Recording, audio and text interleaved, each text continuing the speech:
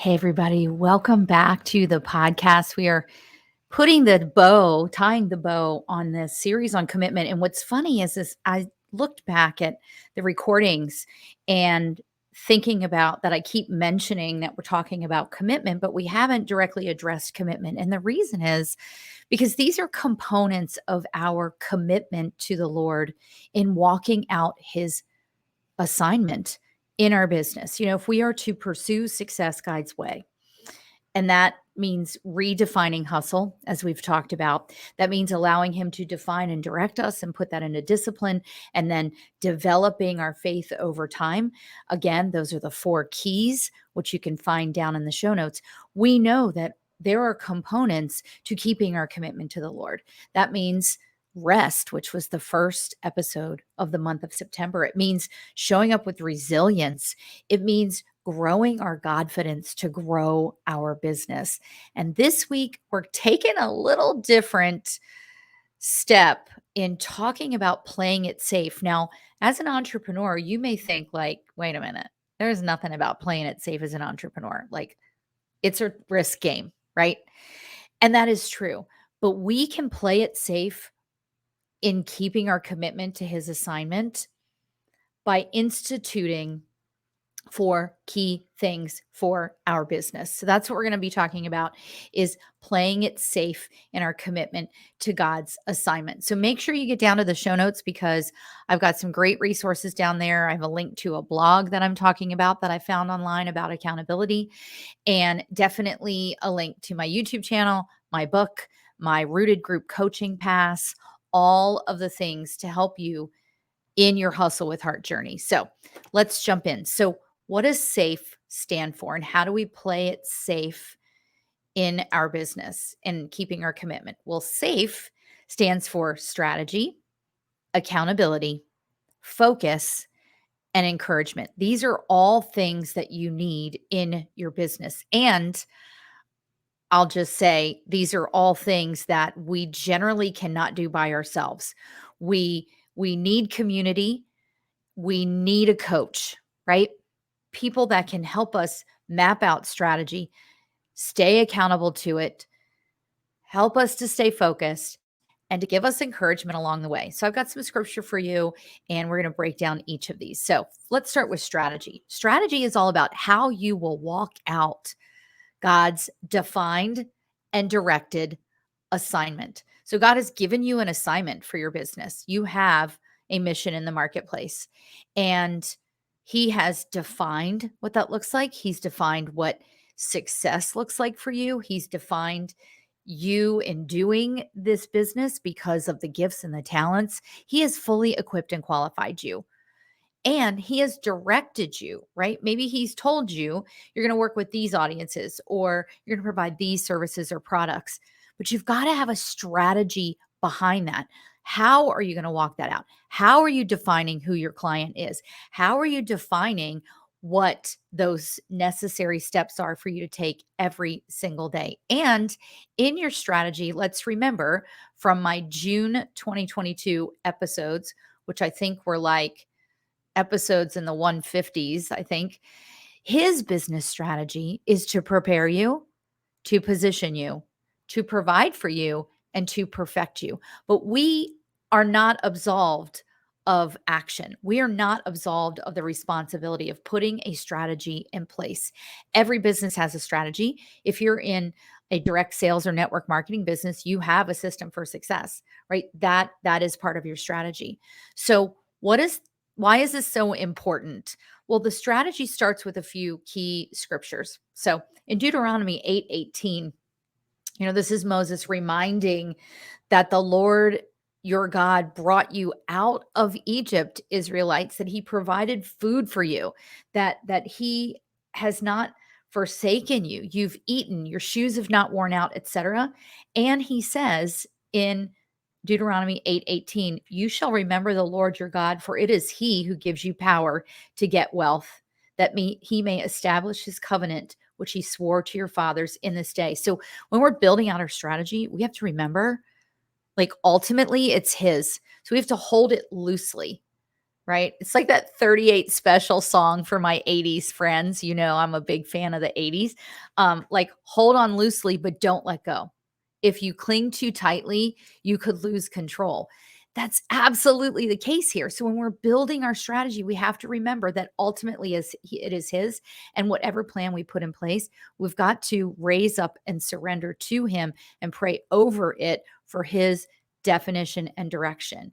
This will be familiar to you in Joshua 1 7 through 9. What is the strategy? The strategy is to not let this word of and the law depart from you, that you shall meditate on it day and night. And when you observe to do all that is written, you will make your way prosperous and you will be successful. So the strategy is letting the Bible be your roadmap. The strategy is putting a daily discipline in place to start and end your day, right? The strategy is how will you show up and serve your clients? I'm looking at a sticker on my um, laptop that says show up and serve from my coach, Esther Littlefield. How will you bring your products or your services to market? How will you show up and be visible for marketing? All of that is part of strategy. And then I've been reading in the book of Ezra, been walking through the Bible this year and reading in Ezra just the other day. Actually, this morning I reread this part. And in Ezra 8:22, this is talking about the heads of the families who returned to Jerusalem with Ezra to rebuild the temple, with the blessing of King Artaxerxes, who was used by God, right? Part of God's strategy. And in 8:22, I'm just going to read the second part of it. The hand of the God is upon all those for good who seek him, but his power and his wrath are against those who forsake him. And Dr. Charles Stanley says here that if we're going to have any testimony for the Lord, if we're going to walk out the assignment that he's given us, if we're going to show up as his ambassadors in life, in the marketplace, that we've got to put our faith to work, that we've got to act on what God has given us to do. And we have to believe that he will provide for us. And then we have to pray, because prayer and listening to his voice are essential to walking in step with him. That is all part of strategy. So you've got to have a strategy for your business. A great coach or mentor can help you do that. And that is something that I work a lot with my clients on, is what is their strategy to grow their business and what will that look like? Secondly, you've got to have accountability. And accountability is about establishing and maintaining the discipline that's necessary to carry out his assignment. Accountability is about putting faith into action. In my book, Pursuing Success God's Way, I talk about that trust is the action of faith, right? The key here from our four keys is the key of discipline. So I found this great blog on Bible study tools, which is titled "Why is Accountability So Important to God?" So the link is below in the show notes. This is so amazing, but I love that he says here, biblical accountability starts with taking responsibility for one's own actions and making a conscious choice of allowing God and others to help in accomplishing what is right. Being accountable to God and asking for his protection was a sign of dependence on God in biblical times and accountability to him. The definition of accountability is the quality or state of being accountable. It's an obligation or a willingness to accept responsibility and to account for one's own actions. So we have to be responsible in our business. We have to be holding ourselves accountable. I'm going to tell you again that Ezra 8:22 also relates not just to strategy, but to accountability, because it's acting on what we said we would do. Again, holding ourselves accountable in Romans, I'm trying to see where I am. Oh, sorry, that should say 14:12 if you're looking at this on YouTube. In Romans 14:12, it tells us that we will each give an account of ourselves to God. We have to know that we are under his authority, and one day we will answer to him for what and how we've lived. So we've got to be accountable. And then In James 4:17, this is not going to be any surprise to you because you know this. It says, therefore, to him who knows to do good and does not do it, to him is sin. Like we know how God's directed us. We've put a strategy in place. We've got to be accountable to do the work. Friends, partial obedience is disobedience. Like if you've halfway followed through what God has given you to do, you have not been accountable, and that is disobedience. Very often we get sucked into the spiral of discontent and discouragement and doubt, and we have to ask ourselves, well, did I do the last thing that God gave me to do? Was I accountable to that? We have to be accountable. You need somebody or a community to hold you accountable. 99% of my clients work with me because they said, I know what to do, but I'm not accountable. Like I need to stay focused, but I get off track. I'm not showing up in my prayer life. I'm not allowing God to lead me in my business. I'm getting out ahead of him as an overachiever. I need you to hold me accountable to that. And that's exactly what I do for them. Okay. So that's SA. F is focus. And focus is about remaining steadfast in your assignment, even in the ups and downs. This is where endurance and perseverance come in. And this is where your faith is tested. Our two keys out of the four keys that apply to focus are discipline, right?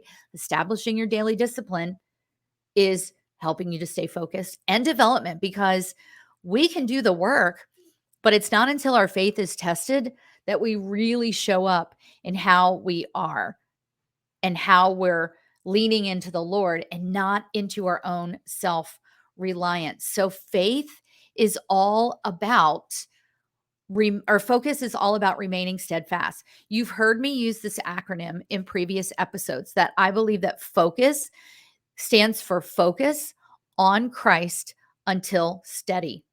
Focus on Christ until steady. Focus on Christ to underpin your strategy. Ooh, there's a good one. Focus on Christ to underpin your success, right? Focus is so critical. And I help Christian women stay focused and fruitful, because focus is where we get off track. We start looking around, we're looking left and right. What's everybody else doing? Did God really tell me to do this? Because it doesn't look the way that I thought it should look.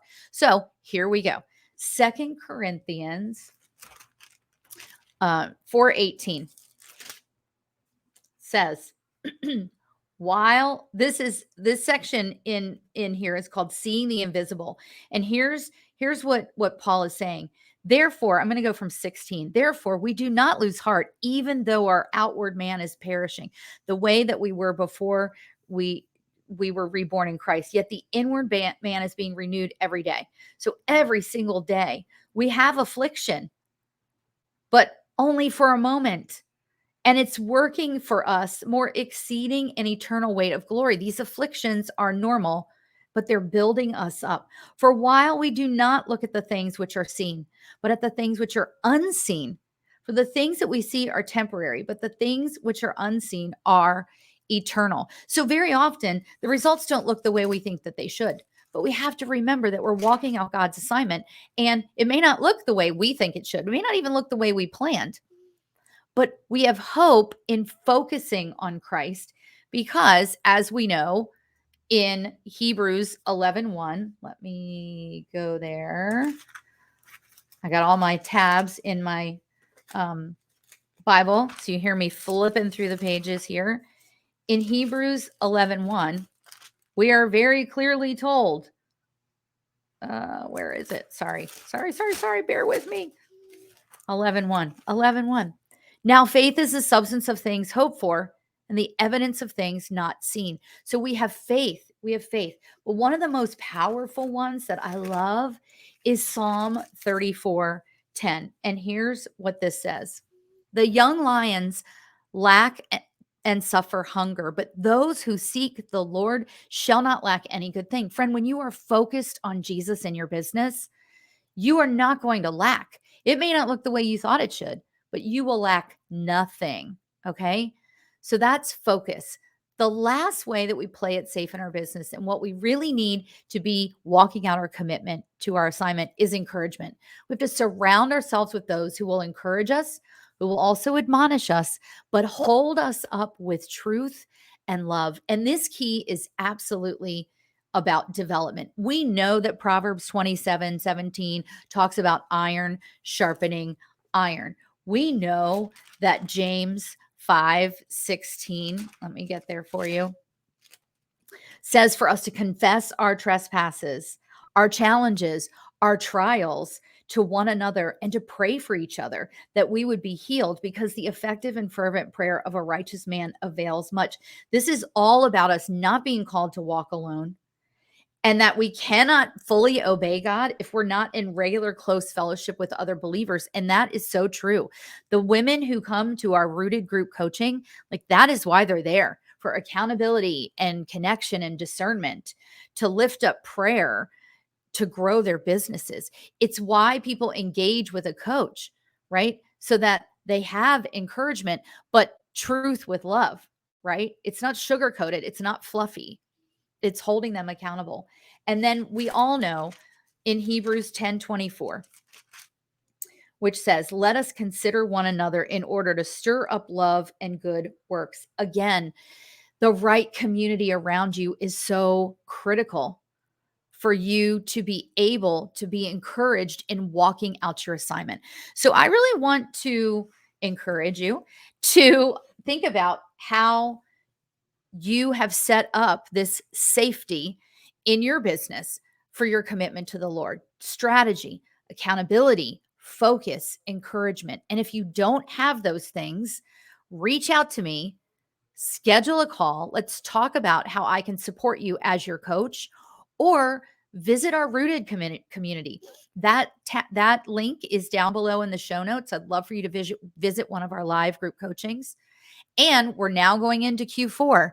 So make sure that you grab your 90-day mission plan tool that's also down in the show notes. That's exactly what we're going to be walking through in our rooted group coaching on October 7th. So I really encourage you to get that visitor pass so that you can be there with us. So I hope you found this helpful today. I'd love to hear about it. Make sure you share with friends and tag me or DM me and let me know how this sits with you. But until we are together next time, I pray for and encourage you to tune out the world, tune into God's truth, and turn up focus to build your kingdom business. I'll see you on the next episode.